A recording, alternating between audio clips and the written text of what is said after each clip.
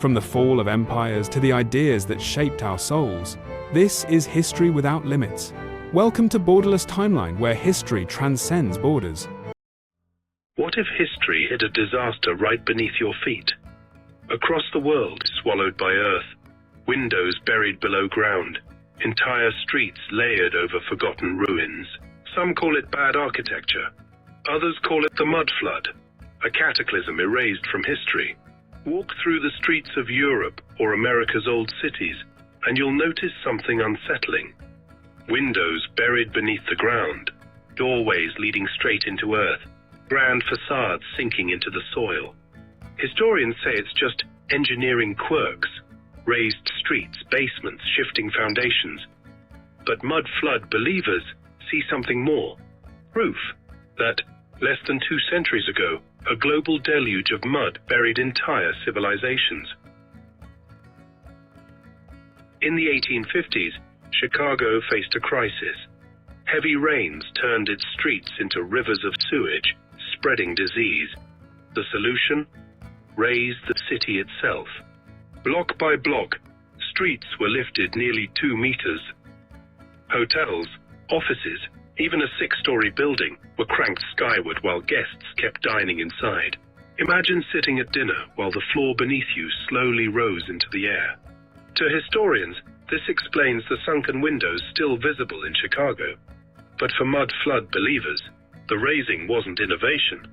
It was concealment of a catastrophe already half buried in mud. On the other side of the continent, the story feels eerily familiar.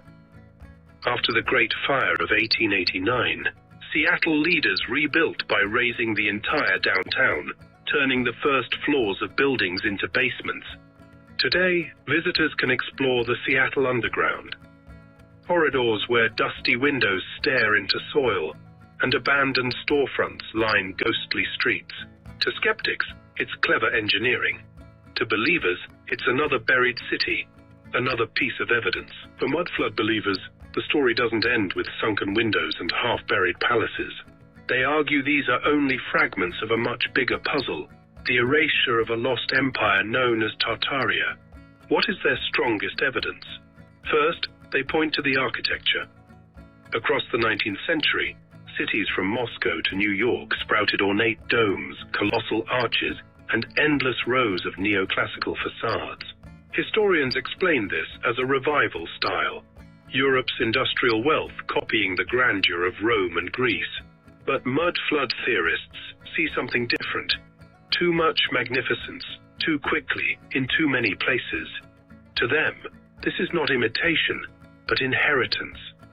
The remnants of Tartaria's world-spanning civilization, buried in mud and mistaken for new construction.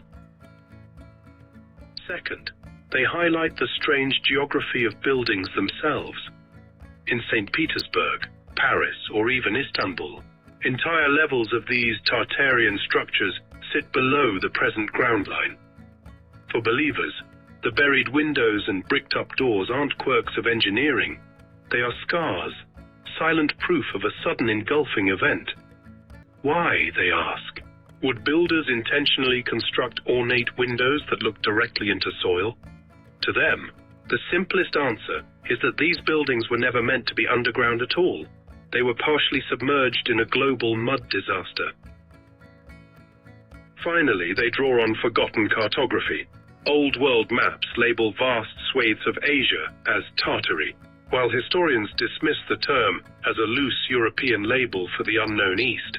Mud flood theorists interpret it as a sign of suppression. Tartaria, in their eyes, was a real and mighty empire, erased through both catastrophe and deliberate rewriting of history. The maps, combined with the buried architecture, form the pillars of their case. A civilization once existed, it fell to a flood of mud, and its ruins are what we mistakenly call 19th century neoclassical. Taken together, these elements create more than speculation. They form a narrative. The ornate buildings are reinterpreted as ruins, the buried windows as physical evidence of disaster, and the maps as traces of an empire stricken from memory. In this way, The mud flood theory transforms anomalies into testimony and coincidence into what they see as undeniable proof. The mud flood theory soon connects to an even larger mystery, Tartaria. Old maps label Tartary across Central Asia and Siberia, a vague term to historians, but to believers it was a vast empire, technologically advanced and wiped from memory. They point to the 19th century architecture, domes, arches, columns that rival Rome. Official history calls it neoclassical revival fueled by industry. Mud flood theorists call it the ruins of Tartaria, buried in mud and erased from history. For skeptics, the mud flood theory doesn't stand on solid ground. Historians and engineers argue that the so-called best evidence is far better explained by ordinary processes of city building, soil movement, and human progress. To believers, they are proof of a cataclysm. To architects and city planners, they are simply the result of urban development. Many cities, London, Paris, and Rome among them, were built in layers. Streets were often raised to combat flooding, improve sanitation, or accommodate new infrastructure. What looks like a sunken window today was, in many cases, once a ground-level feature before the street outside was paved over again and again. In short, history shows us streets rise, the buildings stay put. The same is true of erased Tartarian architecture. Historians point out that the explosion of neoclassical domes and colonnades in the 18th and 19th centuries coincided with industrial wealth. To engineers, there's nothing mysterious about the global spread of this style. Railroads, industrial mills, and steel production made it possible to copy the look of antiquity quickly and on a massive scale. What believers see as too advanced for the time is, in fact, the visible signature of a world in the throes of industrial revolution. Even the maps of Tartary, a favorite piece of evidence for believers, are less compelling under scrutiny. It was never a defined empire, and its disappearance from later maps represents not a cover-up, but a refinement of knowledge as exploration filled in the details of Central Asia. Geology too works against the mud flood claim. Natural disasters of the scale believers propose, a global surge of mud burying entire civilizations, would leave unmistakable layers of sediment in the Earth's record, visible to archaeologists and geologists alike. Yet no such layer exists. What we do find are local floods, landslides, and dam bursts, which certainly buried towns but never on a global scale. This is the weight of mainstream evidence. Buried windows explained by rising streets, ornate architecture tied to industrial revival, maps clarified through exploration, and geology showing no trace of a worldwide catastrophe.